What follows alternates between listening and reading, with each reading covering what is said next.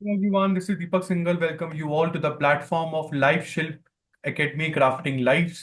ये वीडियो होने वाली है जनवरी मंथ की सेकेंड वीक की, जहां पर हम 8th ऑफ जनवरी से 14th ऑफ जनवरी 2025 के इंपॉर्टेंट करंट करने वाले हैं cover. And if you are watching the video for the first time, आप पहली बार चैनल पर आए हैं, तो एक हम्बल रिक्वेस्ट है, kindly hit the like button, अपने फ्रेंड्स तक वीडियो को पहुंचाइए जो इसी तरीके की वीडियो सर्च करते रहते हैं यूट्यूब पर। और हाँ, हम लोगों ने सीयूईटी 2025 के बैच को कर दिया है लॉन्च। अभी तक एनरोल नहीं किया है तो what are you thinking for? Go go for it. क्यों? क्योंकि life Shilp academy crafting lifes can easily craft your lifes and you guys can get the colleges of your dream colleges की journey में life Shilp academy can be the best choice. तो without wasting your time, आइए शुरुआत करते हैं आज के current की। सबसे पहला करंट अगर आप देख रहे हैं तो वो भारत पोल पोर्टल के बारे में। भारत पोल पोर्टल को लॉन्च किया है यूनियन मिनिस्टर अमित शाह जी, जो कि होम मिनिस्टर भी हैं इंडिया के और मिनिस्टर ऑफ कॉपरेशन भी है। इनके पास दो मिनिस्ट्रीज हैं, बट इन्होंने भारत पोर्टल होम मिनिस्टर होने के नाते नहीं, इन्होंने मिनिस्टर ऑफ कॉपरेशन और होम मिनिस्ट्री दोनों के नाते इसको लॉन्च किया है। एक बहुत इंपॉर्टेंट चीज मैं आपको बता दूं, भारत पोल पोर्टल को सीबीआई ने बनाया है, सेंट्रल ब्यूरो ऑफ इन्वेस्टिगेशन। और भारत पोल पोर्टल बिल्कुल इंटरपोल की तरह है। जैसे इंटरनेशनल पुलिस आपस में कनेक्टेड रहती है, सभी देशों की पुलिस, उसी तरीके से भारत पोल इंडिया के central police, state police, union territories की लॉ एनफोर्समेंट एजेंसीज, सबको एक साथ कनेक्ट करता है। तो एक तरीके से बहुत अच्छे से मैनेज हो पाएगा। तो सीबीआई इस पोर्टल को मैनेज करेगी as the national central bureau for Interpol in India. इसके बाद चलते हैं सेकंड मोस्ट इंपॉर्टेंट करंट की तरफ। झारखंड बहुत सारे स्टेट्स की तरह विमेन पेंशन स्कीम चलाता है, जहां पर विमेन्स को पहले 1000 मिलते थे, बट अब 1000 रुपए से बढ़ाकर 2500 कर दिए गए हैं। यहाँ पर वो विमेन जो 18 से 50 के बीच में है वो एलिजिबल है यहाँ पर विमेन पेंशन स्कीम के लिए। तो यहाँ पर झारखंड के minister chief minister Hemant Soren ने बोल दिया है कि हम लोगों ने पहला इंस्टॉलमेंट 1415, मतलब 1415.44 करोड़ का पहला इंस्टॉलमेंट हमने 56.61 लाख वुमेन्स को दे दिया है। तो झारखंड में विमेन पेंशन स्कीम को मैया सम्मान योजना कहते हैं। तो झारखंड के बारे में देख लेते हैं। झारखंड में इस समय झारखंड मुक्ति मोर्चा की सरकार चल रही है। गवर्नर है संतोष गंगवार, चीफ मिनिस्टर है हेमंत सोरेन, कैपिटल है झारखंड की रांची। नेक्स्ट करंट आता है गोल्डन ग्लोब अवार्ड्स। तो golden globe awards 82nd edition आपके सामने आ गया है। इस बार के गोल्डन ग्लोब अवार्ड में जो मूवीज छाई रही उसमें एक मूवी है द ब्रूटलिस्ट, दूसरी मूवी है एमिलिया पेरेस, और एक टीवी शो है जिसका नाम है शोगुन। तो बेटा यहाँ पे ब्रूटलिस्ट को बेस्ट ड्रामा कैटेगरी में अवार्ड मिला, ब्रूटलिस्ट के एक्टर को बेस्ट एक्टर का अवार्ड मिला, नाम है इनका एड्रियन ब्रॉडी। और ब्रूटलिस्ट के डायरेक्टर को बेस्ट डायरेक्टर का अवार्ड मिला, नाम है इनका ब्रैडी कॉर्बेट। एमिलिया पेरेज उसी तरीके से 4 अवार्ड जीतती है, जिसमें best non English language award एक है, सपोर्टिंग एक्ट्रेस दूसरा, और तीसरा अवार्ड है बेस्ट सॉन्ग का। उसी तरीके से एक मूवी और है विग्ड। इस मूवी ने जीता है cinematic and box office achievement award. पूरी दुनिया में इस मूवी ने $680 मिलियन कमाए हैं। इसके बाद नेक्स्ट है वियतनाम की कैपिटल हैनोई। इस कैपिटल को, वियतनाम की सिटी को वर्ल्ड्स मोस्ट पोल्यूटेड जो सिटी है उसका टाइटल दे दिया गया है, क्योंकि यहां पर PM2.5 लेवल्स का क्वांटिटी हैजार्डियस मिला है। कितना? 266 माइक्रोग्राम पर क्यूबिक मीटर, जो कि एक अलार्मिंग क्वांटिटी होता है। PM2.5 व्हेन यू ब्रीथ, तो आपकी ब्रीदिंग के साथ अंदर जाकर आपके लंग्स को परमानेंटली डैमेज कर सकता है। ये टाइटल इनको 3rd ऑफ जनवरी 2025 को दिया गया। उसी तरीके से इंडियन कोस्ट गार्ड जो ड्यूटी बाउंड है इंडिया की कोस्ट को प्रोटेक्ट करने के लिए, इन लोगों को दो पेट्रोल वेसल्स मिल चुकी हैं। एक का नाम है आईएनएस अमूल्य और दूसरी का नाम है आईएनएस अक्षय। दोनों पेट्रोल वेसल्स को गोवा शिपयार्ड लिमिटेड के द्वारा कंस्ट्रक्ट किया गया है। और गोवा शिपयार्ड लिमिटेड इस तरीके की 8 फास्ट पेट्रोल वेसल्स बनाकर देने वाली है, जिसमें से दो ये दे चुकी है, दो इस साल दिए गए हैं, और आने वाली 4 वेसल्स आने वाले 2 सालों में आप लोगों को डिलीवर होंगी। तो पहले की दो वेसल्स का नाम बता दीजिए सर। आईएनएस अदम्य और आईएनएस अक्षर पिछले साल मिला था अक्टूबर में, और इस बार जनवरी में इन लोगों ने आईएनएस अमूल्य और अक्षय दे दिया है इनको बनाकर। पेट्रोल वेसल्स क्या करेंगी? इंडिया की कोस्ट को प्रोटेक्ट करेंगी, खासकर की anti smuggling, anti piracy, search and rescue operations. Indian coast guard ये सब चीजें फास्ट पेट्रोल वेसल्स की मदद से कर पाएगा। और ये दोनों पेट्रोल वेसल्स का इनॉग्रेशन गोवा में हुआ in presence of defence secretary, in presence of secretary for defence production Shri Sanjeev Kumar ji. तो जनवरी 5 को ये सब कुछ हुआ और India of course defence sector में एक आत्मनिर्भर भारत बनकर निकलता हुआ दिख रहा है। इसके बाद बेटा कैथोलिक चर्च हिस्ट्री में पहली बार हुआ है कि किसी सिस्टर को वैटिकन सिटी का एक बहुत मेजर डिपार्टमेंट दे दिया है। आपको पता होना चाहिए पोप फ्रैंकिस वैटिकन सिटी में रहते हैं, जो इटली के बिल्कुल सेंटर में आपको दिखेगा, दुनिया की सबसे छोटी कंट्री। पोप फ्रैंकिस ने अपॉइंट कर दिया है सिस्टर सिमोना ब्रैम्बिला को, again I am repeating, sister Simona Brambilla को, पहली विमेन हेड किसी मेजर वेटिकन डिपार्टमेंट की। तो ये मेजर वेटिकन डिपार्टमेंट है कौन सा? डिपार्टमेंट का नाम है the dicastery for institutes of consecrated life and societies of apostolic life. I'm again repeating, the Dicastery for Institute of Consecrated Life and Societies of Apostolic Life. तो इनका role क्या रहने वाला है? दुनिया की सभी कैथोलिक रिलीजियस ऑर्डर को मैनेज करेंगी। और बहुत ही सिग्निफिकेंट माइलस्टोन, जैसे कि मैं आपको बता रहा हूं, कैथोलिक चर्च हिस्ट्री में है ये, क्योंकि इससे पहले कभी किसी सिस्टर को इतना मेजर वैटिकन डिपार्टमेंट नहीं मिला है। आपको बता दूं, नेक्स्ट इंपॉर्टेंट करंट आ गया है प्रवासी भारतीय दिवस। इस बार का 18th प्रवासी भारतीय दिवस भुवनेश्वर की कैपिटल, सॉरी उड़ीसा की कैपिटल भुवनेश्वर में ऑर्गेनाइज हुआ 8 तारीख को। तकरीबन 6,000 से ज्यादा एनआरआईज भुवनेश्वर पहुंचे, 75 कंट्रीज से ज्यादा। आपको पहली बता दूं बेटा, 2003 में शुरू हुआ था प्रवासी भारतीय दिवस। उस समय इंडिया के जो प्राइम मिनिस्टर थे, प्रवासी भारतीय दिवस, वो अटल बिहारी वाजपेयी थे। 2003 से लेकर 2015 तक ये हर साल होता था। फिर 2015 में प्राइम मिनिस्टर मोदी की सरकार ने डिसीजन लिया कि अब इसको 2 साल में एक बार करेंगे। तो पिछला वाला एडिशन जो 17th एडिशन था वो एमपी में हुआ था, और इससे रिलेटेड क्वेश्चन 2023 में पूछा गया है। मैं प्रीवियस ईयर क्वेश्चन पेपर का एनालिसिस भी करूंगा यहाँ पर। तो पिछले साल पूछा गया ये क्वेश्चन। इस बार 18 प्रवासी भारतीय दिवस भुवनेश्वर में हुआ, क्या पता वो इस बार पूछ ले। हर प्रवासी दिवस की एक थीम होती है, इस बार की थीम रही है डायस्पोरास कंट्रीब्यूशन टू विकसित भारत। अगेन एक बहुत इंपॉर्टेंट चीज, क्यों सेलिब्रेट करते हैं सर? क्योंकि 9th ऑफ जनवरी 1915 को महात्मा गांधी जी भारत वापस लौटे थे। तो उनकी याद में प्रवासी भारतीय दिवस हर साल भारत की सरकार जनवरी महीने में सेलिब्रेट करते हैं। इसके बाद बेटा बात करते हैं यूनेस्को की। तो यूनेस्को ने शामिल कर लिया है सेव द लिंका को इंटेंजिबल वर्ल्ड कल्चरल हेरिटेज की लिस्ट में। अब ये सेव द लिंका है क्या? सेव द लिंका बेटा एक ट्रेडिशनल फोक म्यूजिक है, जो 16th सेंचुरी ओटोमन एम्पायर में गाया जाता था। इस म्यूजिक को बाल्कन ब्लूज के नाम से भी जाना जाता है। ये म्यूजिक ज्यादातर सैड लव सॉन्ग्स को फोकस करता है। तो आई होप टूटे हुए आशिकों के दिल इसको सुन के खुश हो जाएंगे।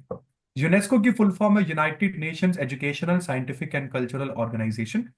1945 में ये बॉडी बनी थी, पेरिस, फ्रांस के पेरिस में हेडक्वार्टर है। ऑड्रे अजाउले इसके डायरेक्टर जनरल है। नेक्स्ट आ गया है एकेडमी अवार्ड्स 2025, जिसको हम ऑस्कर्स भी कहते हैं। तो एकेडमी अवार्ड्स इस बार यहाँ पर 323 फीचर फिल्म्स एक दूसरे से लड़ेंगी। देखने वाली बात यह है कि इन 323 फिल्म्स में से ऑस्कर कौन जीतेगा। आपको मैं पहली बता दूं, बेस्ट पिक्चर की कैटेगरी में 207 फिल्म्स को यहां पर नॉमिनेट किया गया है, बेस्ट पिक्चर कैटेगरी में, जिसमें इंडिया की 7 आती है। तो इंडिया की 7, क्या वो मतलब मैं वही बोलूंगा कि क्या वो लकी 7 बन सकती हैं जिनको ये अवार्ड मिले? तो वो तो खैर देखने वाली बात होगी। तो कौन सी 7 फिल्म्स को यहाँ पर हम लोगों ने नॉमिनेट किया है, मतलब जो बेस्ट पिक्चर के लिए नॉमिनेटेड है? एक है कांगूवा, दूसरा है आदू जीविथम, तीसरी मूवी है पुतुल, फोर्थ है संतोष, फिफ्थ है स्वतंत्र वीर सावरकर, आपको यहाँ पर दिख रहा होगा poster, all we imagine as a light is fifth, girls will be girls is seventh, sorry all we imagine as light is sixth, girls will be girls is seventh. तो आपको बता दूं बेटा, हमारे इंडिया ने इससे पहले बेस्ट इंटरनेशनल फीचर फिल्म की कैटेगरी के लिए इंडिया की तरफ से नॉमिनेट किया था लापता लेडीज को, बट लापता ladies I am very sorry shortlist नहीं हो पाई है फाइनल शॉर्टलिस्ट लिस्ट में। इसके बाद इसरो के नए चेयरमैन बन गए हैं वी नारायणन। पहले चेयरमैन थे एस सोमनाथ जी, जिनका रिटायरमेंट हो गया 14th ऑफ जनवरी को। तो अब जो इसरो के ये नए चेयरमैन है वी नारायणन, ये इसरो संभालेंगे। नारायणन जी इससे पहले एलपीएससी के डायरेक्टर रह चुके हैं। एलपीएससी का मतलब लिक्विड प्रोपल्शन सिस्टम सेंटर, और सबसे इंपॉर्टेंट चीज, इनका अपॉइंटमेंट 2 सालों के लिए हुआ है। नेक्स्ट आ गया इसरो ने एक बहुत बहुत इंपॉर्टेंट कारनामा करके दिखा दिया है जिसका नाम है स्पेडेक्स मिशन। दोस्तों, ये मिशन में सक्सेसफुल होने वाला इंडिया दुनिया का चौथा देश बन गया है। शायद आपको जानकर खुशी होगी कि इससे पहले यूएस, रशिया, चाइना का नाम ही आता था डॉकिंग में, बट अब यहां पर इंडिया को भी जोड़ लीजिए। डॉकिंग होता क्या है? डॉकिंग होता है जब दो सैटेलाइट्स को स्पेस में भेजा जाता है और दोनों सैटेलाइट्स को स्पेस में जोड़ दिया जाता है, तो इस जोड़ने को डॉकिंग कहते हैं। डॉकिंग में बड़े बड़े दिग्गज देश भी मैंने फेल होते हुए देखे। तो ये दो सैटेलाइट्स हम लोगों ने भेजी PSLV-C60 रॉकेट के ऊपर लगाकर, जिसमें से एक सैटेलाइट का नाम रखा टारगेट और दूसरे का नाम रखा चेसर। तो चेसर जो है ये टारगेट की तरफ आगे बढ़ता है, धीरे धीरे इनका डिस्टेंस कम होता रहता है और फिर एट लास्ट ये दोनों ज्वाइन हो जाते हैं। तो ये डॉकिंग करने वाला इंडिया दुनिया का चौथा देश बन गया है। हम लोगों ने इन तीनों कंट्रीज, मतलब इन दोनों कंट्रीज से रिक्वेस्ट भी करी थी कि अगर ये अपनी डॉकिंग टेक्नोलॉजी इंडिया के साथ शेयर कर दे, बट किसी ने करी नहीं।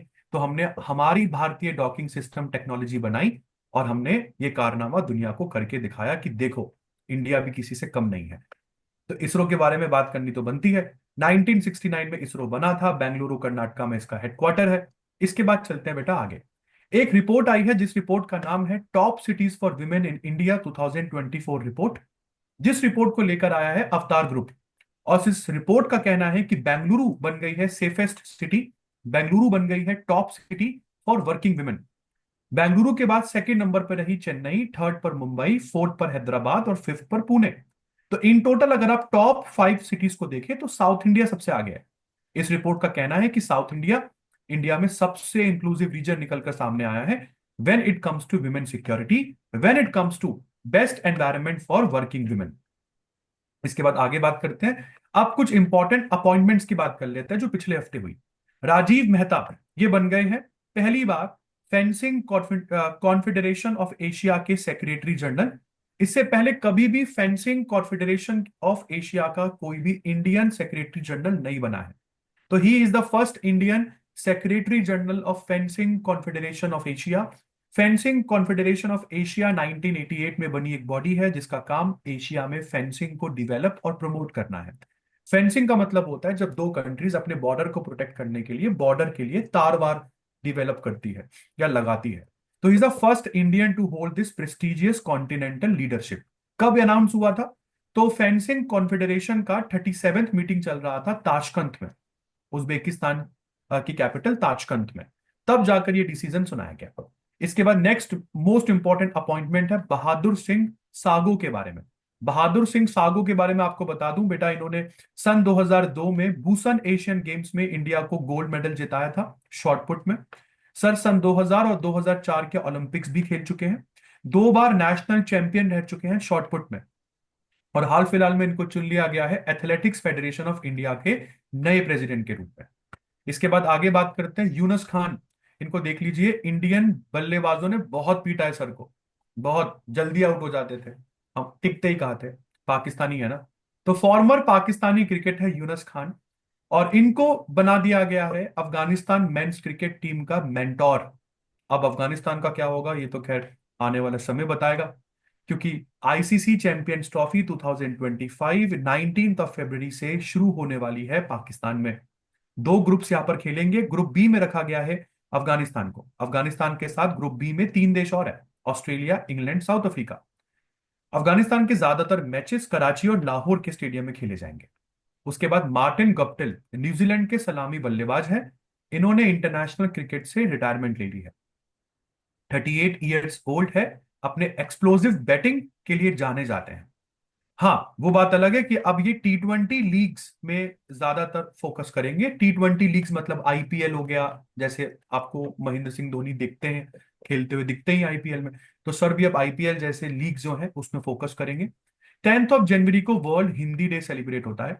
वर्ल्ड हिंदी डे क्यों? क्योंकि इसी दिन 1975 में पहली बार विश्व हिंदी सम्मेलन इनॉग्रेट किया गया था। तो इसी की याद में हर साल 10 जनवरी को वर्ल्ड हिंदी डे सेलिब्रेट किया जाता है। हाल फिलहाल में अभी प्राइम मिनिस्टर मोदी ने Viksit Bharat young leaders dialogue 2025 inaugurate किया। और इसमें प्राइम मिनिस्टर मोदी ने क्या बोला कि जो यूथ है ये इंडिया को डेवलप्ड इंडिया बनाने में बहुत इंपॉर्टेंट रोल प्ले करता है। और ये चलता है, सब चलता है, इस तरीके का एटीट्यूड जो यूथ में है, ये एक पॉइजन से कम नहीं है। तो इन्होंने ये बोला कि आने वाले कुछ सालों में मैं चाहता हूं कि 1 लाख से ज्यादा यूथ पॉलिटिक्स में एंगेज हो, ऐसा यूथ जिनकी कोई पॉलिटिकल बैकग्राउंड ना हो, और ये यूथ आगे बढ़े, इंडिया को डेवलपमेंट की राह तक लेके जाए। बात तो सही करी है इन्होंने। इसके बाद प्राइम मिनिस्टर मोदी के इस पूरे की पूरे डायलॉग में 3 कंपटीशन रखे गए। पहला कंपटीशन था भारत क्विज, सेकंड था ऐसे कंपटीशन, थर्ड था डेक कंपटीशन। इसके बाद दोस्तों आगे बढ़ते हैं। फिर है प्राइम मिनिस्टर मोदी ने इंडिया के पहले ग्रीन हाइड्रोजन हब का स्टोन, फाउंडेशन स्टोन रख दिया है आंध्र प्रदेश के विशाखापत्तनम के पास, पुडी मडाका में। तो पुडी मडाका में ये ग्रीन हाइड्रोजन हब प्रोजेक्ट बनेगा। इंडिया के नेशनल ग्रीन हाइड्रोजन मिशन का एक मेजर माइलस्टोन इसको माना जा रहा है। इसके बाद आगे बात करते हैं। दोबारा प्राइम मिनिस्टर मोदी ने यहां पर दुनिया को बताया कि इंडिया ने जीनोम सीक्वेंसिंग कंप्लीट कर ली है। इंडिया ने जीनोम इंडिया प्रोजेक्ट के अंतर्गत हमारी टोटल पॉपुलेशन 4600 पॉपुलेशन ग्रुप्स में बांटी जा सकती है। पॉपुलेशन ग्रुप्स में, इस 4600 पॉपुलेशन ग्रुप्स में 83 ग्रुप्स के तकरीबन 10,000 इंडियंस का जीनोम जो है वो सीक्वेंस कर लिया गया है, जो कि हमारी टोटल पॉपुलेशन ग्रुप का 2% है। अच्छा, जीनोम सीक्वेंसिंग से होगा क्या? जीनोम सीक्वेंसिंग से ग्लोबल रिसर्चर्स को काफी मदद मिलती है कि डिजीज किस तरीके से बिहेव करेगी इंडियंस के ऊपर, कैसे हम लोग वैक्सीन को डिवेलप कर सकते हैं, कौन कौन से ड्रग्स थेरेपी के लिए यूज किए जा सकते हैं, इंडिया की जेनेटिक डाइवर्सिटी कैसी है। तो ये प्रोजेक्ट दोस्तों 2018 से चल रहा है। इंडिया की 20 से ज्यादा लीडिंग रिसर्च इंस्टीट्यूट्स इसमें शामिल है, जैसे कि IISc, IITs, CSIR, BRIC। और आपको बता दूं, कोविड-19 जैसे चैलेंजेस के बाद भी ये प्रोजेक्ट चलता रहा, बंद नहीं हुआ। ये डेटा कहां पे रखा गया है? हरियाणा की फरीदाबाद में स्थित इंडियन बायोलॉजिकल डेटा सेंटर में ये डेटा रखा गया है। इसके बाद आगे बात करते हैं। प्राइम मिनिस्टर मोदी ने यहां पर जेड मॉर टनल का इनॉग्रेशन किया। आपको बता दूं, अभी तक की इंडिया की बनने वाली सबसे महंगी टनल है ये। 2400 करोड़ की लागत से ये टनल बनी है। दूसरी इंपॉर्टेंट चीज, श्रीनगर से ले जो है उसको राउंड द ईयर कनेक्टिविटी मिलेगी। दूसरी इंपॉर्टेंट चीज, ये टनल कनेक्टिविटी के लिए तो बेहतर है ही है। लद्दाख अब आप राउंड द ईयर जा सकते हो, क्योंकि जनरली क्या होता था ना कि विंटर मंथ्स में लद्दाख जाने के ज्यादातर रोड्स काफी ज्यादा ब्लॉक हो जाते हैं और मिलिट्री का मोबिलिटी हो नहीं पाता। तो जेड मॉर टनल से मिलिट्री मोबाइल तरीके से लद्दाख पहुंच पाएंगी विदाउट एनी हैसल। और डिफेंस में ये जेड मॉर टनल एक गेम चेंजर से कम नहीं होने वाला है। इसके बाद आगे बात करते हैं बेटा। ये Hindu group publishing private limited की चेयरपर्सन है, मैडम का नाम है निर्मला लक्ष्मण। इन्होंने हाल फिलहाल में एक बुक लॉन्च करी है, जिस बुक का नाम रखा गया है थिरु थिरुवल्लिकेनी। बुक का नाम रखा गया है Thiruvallikeni, divine abode of lord Parthasarathy. Sorry. तो ये बुक श्री पार्थासारथी पेरुमल टेम्पल पर लिखी गई है। श्री पार्थासारथी पेरुमल टेम्पल चेन्नई में है। दूसरी इंपॉर्टेंट चीज, इस टेम्पल में 5 भगवान एक साथ पूजे जाते हैं। ये कुछ ऐसे टेम्पलों में से है जहां पर भगवान श्री कृष्ण के साथ उनके भाई एक साथ पूजे जाते हैं, दैट इज श्री बलराम। आगे चलते हैं बेटा। आंध्र प्रदेश के तिरुपति डिस्ट्रिक्ट में 18 जनवरी से फ्लेमिंगो फेस्टिवल स्टार्ट हो गया है। तिरुपति डिस्ट्रिक्ट की 5 जगहों पर, 1, 2, 3, 4, 5, 5 जगहों पर फ्लेमिंगो फेस्टिवल मनाया जा रहा है। 18 से 20 तारीख तक ये मनाया गया। क्यों भाई? क्योंकि ये वो टाइम पीरियड है जब बहुत से माइग्रेटरी बर्ड्स आंध्र प्रदेश के तिरुपति में इस समय आते हैं। ठीक है जी। तो इस पूरे के पूरे फ्लैमिंगो जो माइग्रेटरी बर्ड्स हैं, उनके लिए इंफ्रास्ट्रक्चर फैसिलिटीज आंध्र प्रदेश के तिरुपति में डिवेलप की गई है with the help of Mahatma Gandhi national rural employment guarantee act, ताकि यहां पर माइग्रेटरी बर्ड्स को आसानी हो, पहुंचने में भी आसानी हो, प्लस उनका हैबिटेट सुरक्षित रहे जैसा वो छोड़ के गए थे। तो तकरीबन 200 से ज्यादा बर्ड्स की वैरायटी एक्सपेक्टेड है कि इस बार इंडिया में माइग्रेट करेंगी। नेक्स्ट इंपॉर्टेंट है, लेबनान के नए प्रेसिडेंट है, नाम है इनका जोसेफ ओवान। जोसेफ ओवान के बारे में मैं आपको बता दूं, लेबनान इजराइल के ऊपर है, तो शायद शायद इनके प्रेसिडेंट बनने के बाद इजराइल लेबनान के रिश्ते थोड़े बहुत ठीक होंगे। ठीक ना भी हुए तो वॉर तो एटलीस्ट रुकेगी। बट एक अच्छी बात मैं आपको पहले ही बता दूं, अमेरिका ने इजराइल और गाजा की वॉर रुकवा दी है। दोनों के बीच में सीज फायर एग्रीमेंट साइन हो चुका है। लेबनान की बात करते हैं तो मिस्टर नाजिब मिकाती लेबनान के प्राइम मिनिस्टर है, कैपिटल है बेरूट, और यहाँ पे लेबनीज पाउंड करेंसी चलती है।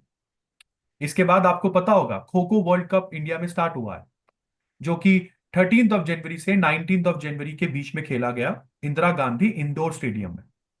पहला ही मैच इंडिया नेपाल का था। इससे पहले कभी खो खो वर्ल्ड कप नहीं हुआ, तो इनॉग्रल वर्ल्ड कप था। दूसरी इंपॉर्टेंट चीज मैं आपको ये बता दूं, इंडियन मेंस क्रिकेट टीम की तरफ, sorry, Indian men's hockey team की तरफ से प्रतीक वायकर, इन्होंने इंडिया को यहां पर रिप्रेजेंट किया। पाकिस्तान इस वर्ल्ड कप में पार्टिसिपेट नहीं कर पाया क्योंकि कुछ वीजा इश्यूज थे। और इस वर्ल्ड कप, जैसे कि हम लोगों ने पहले भी कवर किया है, इस वर्ल्ड कप का ब्रांड एम्बेसडर मिस्टर जो सलमान खान जी हैं उनको बनाया। इसके बाद इंग्लैंड ने एक बहुत इंपॉर्टेंट पॉलिसी इंट्रोड्यूस कर दी है, और इंग्लैंड ने बोला है कि जो ट्रांसजेंडर विमेन है वो फीमेल कैटेगरी में अगले सीजन से हॉकी नहीं खेल पाएंगे। तो इंग्लैंड की हॉकी विमेन्स टीम में transgender women are not allowed to play in the female category. तो उनके लिए हम लोगों ने अलग से ओपन कैटेगरी बनाई है, आप फीमेल कैटेगरी में इंक्लूड नहीं हो। तो जितनी भी ट्रांसजेंडर और नॉन बाइनरी पार्टिसिपेंट्स है उनके लिए ओपन कैटेगरी बना दी है इंग्लैंड हॉकी ने। इसके बाद 11 जनवरी को बेटा national human trafficking awareness day हम लोग सेलिब्रेट करते हैं। ह्यूमन ट्रैफिकिंग तो आपको पता ही है, सेलिंग और परचेजिंग अ ह्यूमन बीइंग और अ ह्यूमन ऑर्गन, दोनों ही चीजें ह्यूमन ट्रैफिकिंग में आती है। आपको कमेंट सेक्शन में कमेंट करके मुझे ये बताना है कि कौन सा fundamental right, which fundamental right deals with human trafficking, जो ह्यूमन ट्रैफिकिंग को बैन करता है, ह्यूमन ट्रैफिकिंग के साथ फोर्स्ड लेबर को भी बैन करता है। नेक्स्ट इंपॉर्टेंट करंट है हार्बिंगर। आपको बता दूं आरबीआई एक ग्लोबल हैकाथॉन ऑर्गेनाइज करता है जिसका नाम है हार्बिंगर। दुनिया के कई सारे देशों से पार्टिसिपेंट्स आते हैं, पार्टिसिपेट करते हैं, और यहाँ पे जीतने वाले को 40 लाख रुपए इंडियन करेंसी में दिए जाते हैं। तो हार्बिंगर इस बार का जो थीम रहा हार्बिंगर हैकाथॉन का, वो रहा zero financial frauds and being दिव्यांग। अच्छी बात यह है कि इन टोटल 7-8 लोग यहाँ पर जीते, Hong Kong, UK, Brazil, Morocco, United states जैसे कई सारे देशों से बहुत सारी टीम्स आई, पार्टिसिपेट किया उन्होंने। और इन टोटल हार्बिंगर एक्सरसाइज के ये विनर्स हैं। यहां तक आपको ये विनर की लिस्ट देखने को मिलेगी। और जैसे कि मैंने लास्ट पॉइंट में प्राइज मनी के बारे में बता रखा है, हर एक टीम को, जीतने वाली टीम को 40 लाख रुपए का प्राइज यहां पर दिया जाता है। कुछ विनर्स में आपको FPL technologies, Jolt technologies, Epifi technologies, ये आपको देखने को मिलेंगे। इसके बाद यहां पर union minister of commerce and industry Shri Piyush Goyal आपको दिख रहे हैं। इन्होंने हाल फिलहाल में Bharat clean tech manufacturing platform launch कर दिया है। कहां पर? भारत क्लाइमेट फोरम 2025 के दौरान ये किया गया। तो Bharat clean tech manufacturing platform करने क्या वाला है? ये इंडिया के solar, wind, hydrogen, battery storage sector वहां पर काम करेगा। मतलब देखा जाए तो इंडिया में non conventional sources of energy को प्रमोट करने के लिए काम करेगा। Non conventional sources of energy हम लोगों को पता है बेटा, ये वो एनर्जी के सोर्सेज होते हैं जिससे कार्बन एमिशन बहुत कम होता है। ठीक है जी। तो इंडिया सस्टेनेबल हो पाएगा, और सस्टेनेबल डेवलपमेंट गोल्स में जो हम लोग चाहते हैं कि 2070 तक हम लोग नेट जीरो हो जाए। इंडिया का टारगेट है नेट जीरो बनने का 2070 तक, कि जितना कार्बन हम रिलीज करें उतना कार्बन हम एब्जॉर्ब कर ले। तो वो यहाँ पर सच होता दिख रहा है अगर ऐसा ही काम चलता रहा तो। श्री पीयूष गोयल ने यहाँ पे 3S स्ट्रैटेजी की बात करी, जिसमें 3S स्ट्रैटेजी का मतलब है स्पीड, स्केल और स्किल। इसके बाद बात करते हैं, यूनियन रेलवे मिनिस्टर अश्विनी वैष्णव जी ने अनाउंस कर दिया है अमृत भारत वर्जन 2.0 ट्रेन। बहुत ही जल्द अब अमृत भारत वर्जन 2.0 ट्रेन भारत की पटरियों पर दौड़ेंगी। ये ट्रेन ज्यादातर लो इनकम और लोअर मिडिल इनकम फैमिलीज के लिए लॉन्च की जा रही है। आने वाले 2 सालों में ऐसी 50 ट्रेन बनाई जाएंगी। बनाने का जिम्मा हमने दो फैक्ट्रीज को दिया है, एक चेन्नई में आईसीएफ इंटीग्रेटेड कोच फैक्ट्री, और दूसरी पंजाब में रेल कोच फैक्ट्री जो कपूरथला में है। इसके बाद आगे बात करते हैं बेटा, वर्ल्ड इकोनॉमिक फोरम स्विट्जरलैंड में artificial intelligence and FDI summit organize कर रहा है 20 से 24 जनवरी के बीच। ये स्विट्जरलैंड के डिवोर्स में हो रही है। सबसे इंपॉर्टेंट चीज यहां पर यह है कि इंडिया यहां पर पार्टिसिपेट करेगा। India is going to participate. और यहां पर सबसे इंपॉर्टेंट चीज जो आप लोगों को देखनी है वो ये कि इस पूरे की पूरे प्रोग्राम की थीम रखी गई है कोलैबोरेशन फॉर इंटेलिजेंट एज। तो ऐसे इंपॉर्टेंट प्रोग्राम्स जिसमें इंडिया जा रहा है, उसकी थीम्स आपको पता होनी जरूरी है। उसके बाद आपको पता ही है, गाजा और इसराइल के बीच का वॉर रुक गया है। तो यूनाइटेड अरब एमिरेट्स ने एक शिवेलरस नाइट 3 के नाम से ऑपरेशन लॉन्च किया है, क्योंकि इस पूरे वॉर में कई सारे स्कूल कॉलेजेस तोड़ दिए गए, बच्चे अब पढ़ नहीं पा रहे हैं क्योंकि उनके कॉलेजेस स्कूल्स है नहीं। तो शिवेलरस नाइट बहुत अच्छा ऑपरेशन है, जहां पर जो यूएई है बेटा, वो बच्चों को school bags, notebooks, pens, stationery, ये सब एजुकेशनल मटेरियल बांट रहा है, ताकि भाई एक तरीके से मैं ये बोलूंगा ह्यूमैनिटेरियन एड है जो यूएई की तरफ से दी जा रही है। एंड आई सीरियसली मतलब applaud the efforts of UAE. इसके बाद वेनेजुला, बिल्कुल आप सही देख रहे हैं, वेनेजुला एक साउथ अमेरिकन कंट्री है, साउथ अमेरिका के नॉर्थ में आपको देखने को मिलेगी। वेनेजुला में एक लेक है जिस लेक का नाम है लेक माराकाइबो। दुनिया का सबसे बड़ा नॉन क्रूड ऑयल रिजर्व इस लेक के नीचे छिपा हुआ है। बट प्रॉब्लम यह है कि इस लेक से वो निकाला नहीं जा सकता। क्यों? क्योंकि हैवी क्रूड ऑयल है और वेनेजुला एक गरीब देश है। देखो, तेल होने के बाद भी गरीब। क्यों? क्योंकि इसने पंगा ले लिया है अमेरिका से। 2019 में डोनाल्ड ट्रंप ने सैंक्शन लगा दिए थे इस देश के ऊपर, क्योंकि यहाँ की सरकार काफी प्रो रशियन है। तो निकोलस मादुरो दोबारा बन गए हैं वेनेजुला के प्रेसिडेंट। आपको बता दूं, रिजल्ट्स नेशनल इलेक्टोरल काउंसिल ने लॉन्च करे, डिक्लेयर करे। और नेशनल इलेक्टोरल काउंसिल यहां पर हमारे इलेक्शन कमीशन की तरह ही काम करती है। जबकि मेक्सिको जैसे कई सारे देश ने मादुरो के इलेक्शन पर क्वेश्चन उठाए। उनका मानना यह है कि मादुरो के इलेक्शन फ्री और फेयर मैनर में नहीं करवाए गए। चलिए, जो भी बात है, वेनेजुला की कैपिटल काराकस है और यहाँ पे वेनेजुलियन बॉलीवर नाम की करेंसी चलती है। इसके बाद पोको। आप में से कई सारे बच्चे पोको का फोन यूज करके मेरी वीडियो देख रहे होंगे। तो आपको बता दूं, पोको ने अक्षय कुमार को ब्रांड एम्बेसडर चुन लिया है। और ये चुना तब गया जब पोको इंडिया में बहुत ही जल्द अपने X7 सीरीज के मोबाइल फोन्स को लॉन्च करने वाला है। पोको के X7 सीरीज कैंपेन का जो थीम रखा गया है वो है एक्सीड योर लिमिट्स। इसके बाद 12 जनवरी को नेशनल यूथ डे सेलिब्रेट होता है दोस्तों। आपको बता दूं, यहाँ पर जो नेशनल यूथ डे है वो यहाँ पे विवेकानंद जी जो है उनके बर्थडे, जो बर्थ एनिवर्सरी है उस दिन सेलिब्रेट होता है। विवेकानंद जी का जन्म 1863 में हुआ था। और विवेकानंद जी इंडिया के पहले थे जिन्होंने शिकागो में होने वाले रिलीजियस पार्लियामेंट, शिकागो में एक रिलीजियस पार्लियामेंट हुआ था, उस रिलीजियस पार्लियामेंट में इन्होंने पार्टिसिपेट किया था और दुनिया को बताया था कि क्या है वेदांत दर्शन। रामकृष्ण मिशन के नाम से इन्होंने मिशन भी स्टार्ट किया था 1897 में। और रामकृष्ण मिशन के अंतर्गत स्वामी विवेकानंद जी ने कोलकाता में एक मठ खोला था जिसका नाम बेलूर मठ है। इसके साथ यहाँ पर education, health care, disaster relief जैसे कई सारी चीजों पर काम किया जाता है। आगे बात करता हूं। नेक्स्ट है, इंडिया बन गया है मेंबर यूएनसीईबीडी का। सीईबीडी का मतलब यहां पर है कमेटी और of experts on big data and data science for official statistics. आपको बताइए, जितना बड़ा डेटा उतने बड़े चैलेंजेस।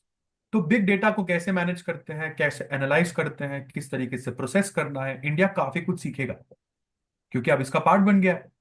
ये संस्था 2014 में बनी थी। तो स्टार्टिंग में तो हमने अपने आप को इससे दूर रखा, बट अब हम इसके मेंबर बन गए। इस कमेटी का पहला चेयर ऑस्ट्रेलिया था। और इस कमेटी को दो मेन बॉडीज चलाती है। पहली, एडवाइजरी बोर्ड, जिसका काम होता है इस कमेटी ने जो भी काम करे हैं उन सभी कामों को रिव्यू करना।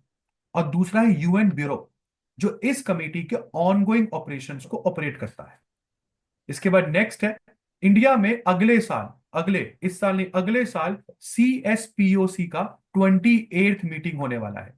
CSPOC का 28th मीटिंग। यहां पर CS का मतलब है generally Commonwealth, conference of speakers and presiding officers of parliaments of Commonwealth countries. तो कॉमनवेल्थ कंट्रीज दुनिया में इन टोटल 56 है। कॉमनवेल्थ कंट्रीज उन देशों को कहा जाता है जो एरेस्टोवाइल ब्रिटिश एम्पायर का पार्ट थी। तो Commonwealth countries of course parliamentary committees सारी ज्यादातर कंट्रीज हैं।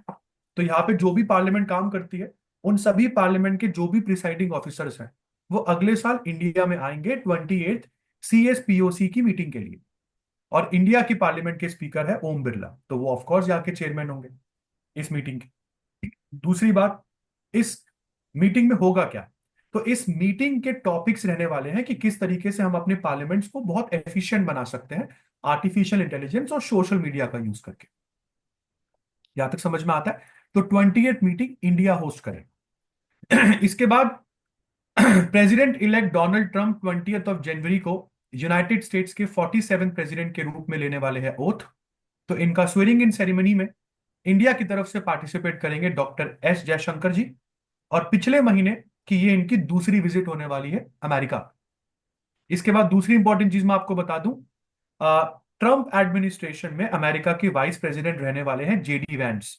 जेडी वैंस ट्रंप एडमिनिस्ट्रेशन के अंडर अमेरिका के वाइस प्रेसिडेंट होंगे। ये डोनाल्ड ट्रंप का दूसरा टर्म है। पहला टर्म 2017 से 2021 के बीच रहा। अमेरिका में प्रेसिडेंट 4 साल के लिए बनते हैं और एक इंसान 2 बार से ज्यादा प्रेसिडेंट नहीं बन सकता। तो इसका मतलब डोनाल्ड ट्रंप का ये सेकंड और लास्ट टर्म है। इसके बाद आज का आखिरी करंट और उसके बाद goodbye. BCCI board of control for cricket in India के नए चीफ बन गए हैं देवाजीत शाकिया साकिया। देवाजीत साकिया बीसीसीआई के नए चेयरमैन बन गए हैं। आपको बता दूं, दुनिया का सबसे अमीर बोर्ड है बीसीसीआई। और ये क्यों किया गया? क्योंकि बीसीसीआई के पहले चेयरपर्सन मिस्टर जय शाह थे और जय शाह अब आईसीसी के चेयरपर्सन बन गए हैं, इंटरनेशनल क्रिकेट काउंसिल के। तो बीसीसीआई के चेयरपर्सन का पद खाली था, तो अब देवाजीत साकिया को चुन लिया गया है। इसी के साथ प्रभ तेज सिंह भाटिया को बीसीसीआई का ट्रेजरर के रूप में चुन लिया है। और मैं एक कांस्टेंट चीज नोटिस कर रहा हूं, बहुत सारे बच्चे वीडियोस तो देख लेते हैं बट वो चैनल को सब्सक्राइब नहीं कर रहे हैं। मेरी बहुत हम्बल रिक्वेस्ट है आप लोगों से कि आपको सही में अगर एफर्ट्स अच्छे लग रहे हैं हमारे, तो kindly go for the subscribe button. कोई पैसा नहीं लगता, फ्री ऑफ कॉस्ट है। मैं बहुत बार बोल चुका हूं बेटा, हम लोगों को खुशी होती है कि एक अच्छे हाथों में हमारा कंटेंट जा रहा है and you guys are preparing for it. और जैसे कि मैं हमेशा बोलता हूं, live Shilp academy crafting lifes बिल्कुल ड्यूटी बाउंड है कि आप लोगों को आपकी ड्रीम कॉलेजेस मिल सके। और इसी नोट के साथ, this is Deepak Singhal signing off from the platform of live Shilp academy and as I always say, stay home, stay happy and keep the good work on for your success. Thank you so very much.